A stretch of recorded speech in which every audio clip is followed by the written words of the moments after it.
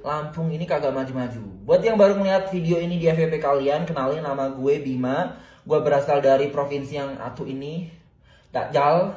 Dan gue sekarang lagi menjalani proses studi gue di Australia. Oke, gue udah gede banget ya. Udah, next slide please. Alasan pertama adalah infrastruktur yang terbatas. Ini banyak banget di Lampung tuh proyek-proyek dari pemerintah yang mangkrak.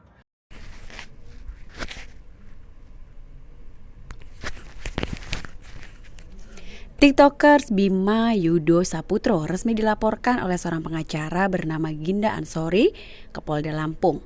Bima dilaporkan atas kasus dugaan penghinaan mengandung sara atas kata dajjal yang diucapkannya dalam video viral mengkritik Pemprov Lampung mengenai jalanan yang rusak. Kritikan itu disampaikan Bima pada Senin 17 April. Namun, Ginda pun mengaku tidak melaporkan Bima karena ia mengkritik jalanan rusak.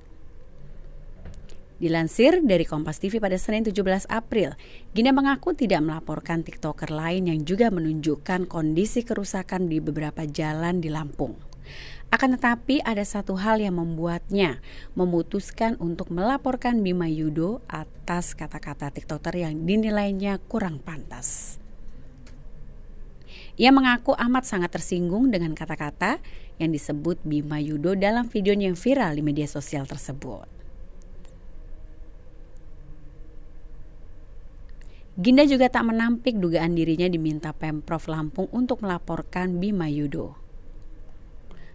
Sebelumnya isu jalanan kota Lampung yang rusak diungkapkan oleh TikTokers bernama Bima viral di media sosial setelah mengkritik Lampung yang tidak pernah maju. Dalam video itu Bima mengkritik sejumlah sektor, baik itu infrastruktur, proyek kota baru, pendidikan, hingga tingkat kriminalitas yang cukup tinggi. Setelah viral, Bima yang kini berada di Australia menempuh pendidikannya tersebut, mengabarkan bahwa keluarganya ada di Lampung mendapatkan intimidasi.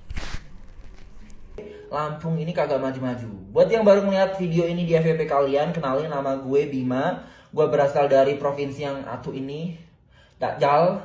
Dan gue sekarang lagi menjalani proses studi gue di Australia. Oke, gue udah gede banget ya. Udah, next slide please. Alasan pertama adalah infrastruktur yang terbatas. Ini banyak banget di Lampung tuh proyek-proyek dari pemerintah yang mangkrak. Contohnya Kota Baru, Kak. Itu dari zaman gue SD sampai sekarang gue gak pernah dengar kabarnya lagi.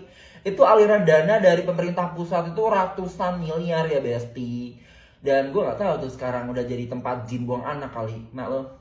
Dan juga jalan-jalan di Lampung ya. Gue sering bahas jalan karena jalan itu kayak infrastruktur yang paling umum dan untuk mobilisasi ekonomi di Lampung. Tapi jalan-jalan di Lampung tuh kayak 1 kilometer bagus, 1 kilometer rusak. Terus jalan ditempel-tempel doang. Ini apa sih?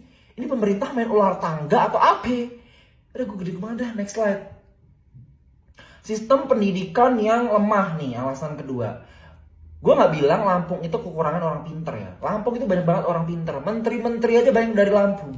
Erick Thohir, Sri Mulyani, tuh kan. Ada menteri pertanian juga dari Lampung, kalau salah gue lupa namanya.